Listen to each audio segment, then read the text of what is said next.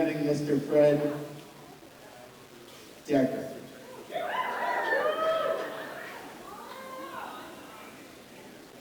But while I'm waiting for that spotlight, I will tell you a terrible joke.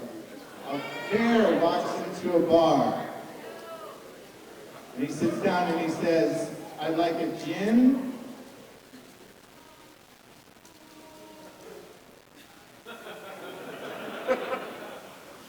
and tonic." And the bartender says, "Sure, buddy. Well, why the big pause?" Thank you very much. Big pause. Okay, ladies and gentlemen, Mr. Fred, Night of the Creeps, Monster Squad, RoboCop 3, Dekker. Mr. Fred Dekker.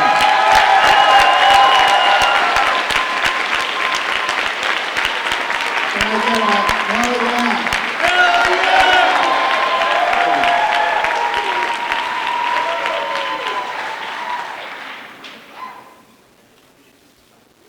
Thank you. You guys are one of the 3 best audiences this movie ever was shown in front of.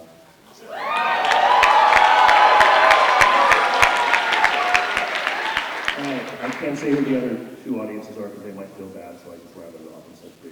But, wow, good times. Good times. Thanks for coming, Fred. Thank you, man. Rust your nails, ladies and gentlemen. He is the greatest. And thank you, Music Box. And thank you guys. And you forgot Tales from the Crypt. I'm sorry? You forgot Tales from the Crypt. Oh, I didn't know that. Yes. I wrote the very first episode, which was directed by a guy who sadly has not gone on to greater things because he was really talented. His name was Robert Zemeckis. And The man who made one of the greatest films ever, it's called Used Cars. there you go. Haven't seen it? See it. Used Cars. Starring Kurt Russell. And he was married at the time to a wonderful lady named Mary Ellen Trainor, who we saw as Mrs. Crenshaw in this movie. But yeah, I was on Tales from the Crypt for a while. Oh, I wrote like 5 of them. Yeah. How'd you like it? It's great. You want to talk about it for a second? Nope. Now we're here to talk about the squad. Cool. Well, I would say this is a pretty nice house, wouldn't you? This house. Like I say, between you guys and this sort of old-style movie theater, and I said before that this movie was a tribute to like all the movies that I loved as a kid, but I saw them on television. You know, to see Frankenstein, and Dracula, and the Wolfman, the Creature on the big screen, that must be incredible. Absolutely. Actually, I was trying to lead into the film House when I said house. House. House. Do you want to talk about House just for a moment? Well, House was my first screen credit. It was a movie that I wanted to make myself. I've been really lucky to meet a bunch of you guys who are filmmakers, and when I was in your shoes trying to sort of start out, I said, okay, it's got to be cheap because I have no money. So what do I have access to? And my parents had an old Victorian house in Marin County, California. So I said, okay, I got a house. Now, if you're making a low-budget movie, keep your cast small, not just for money, but because you want them to always be around, and the more people you have, the more people you have to wrangle. So I said, okay, it's one guy. One guy in a house.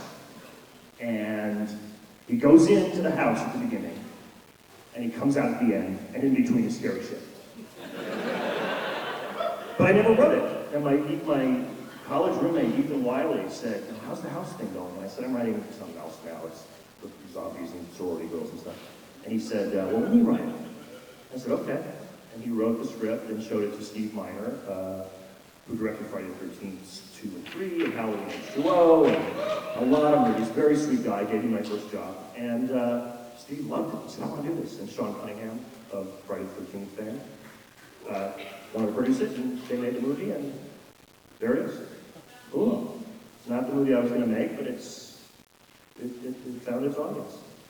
And if you guys haven't seen House, is it possible to see House? It is available on DVD, along with its sequel, House 2, The Second Story, which was written and directed by my buddy Ethan Wiley. Okay, no questions from the audience just yet.